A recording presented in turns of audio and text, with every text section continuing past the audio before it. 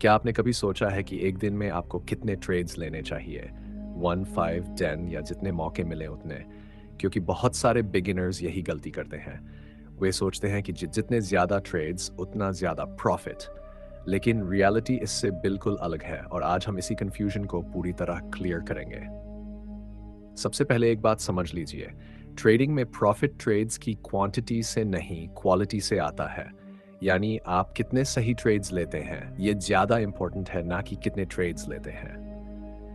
अब अगर एक प्रैक्टिकल रूल की बात करें तो बिगिनर्स के लिए दिन में 1 से 3 ट्रेड्स लेना सबसे सही माना जाता है, क्योंकि शुरुआत में आपको मार्केट को समझना होता है, ओवर ट्रेडिंग से बचना होता है और इमोशंस को कंट्रोल करना होता है।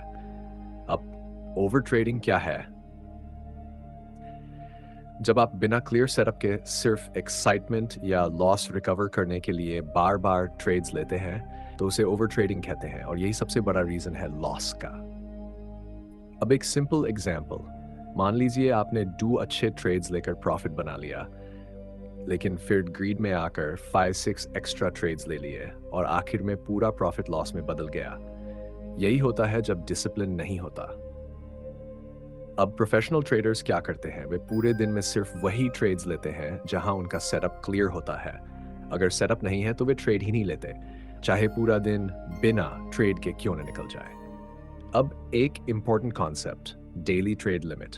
पहले से डिसाइड करना चाहिए कि आप मैक्सिमम कितने ट्रेड्स लेंगे, जैसे 3 या 4, और उस लिमिट को क्रॉस नहीं करना है। इससे आप कंट्रोल में रहते हैं। अब माइंडसेट की बात, ट्रेडिंग में पेशेंस का मतलब है सही मौके का इंतजार करना और डिसिप्लिन का मतलब है रूल्स को फॉलो करना, चाहे मार्केट कितना भी टेम्पटिंग क्यों न लगे।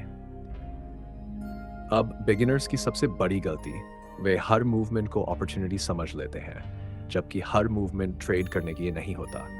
मार्केट में नो ट्रेड भी एक स्मार्ट डिसीजन होता है।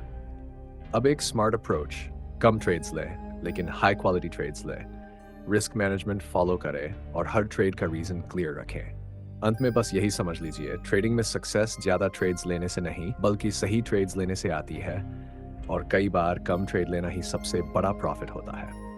तो अब सवाल यह है, क्या आप हर मूवमेंट पर ट्रेड करेंगे या स्मार्ट तरीके से लिमिटेड ट्रेड्स लेकर कंसिस्टेंट प्रॉफिट बनाने की कोशिश करेंगे?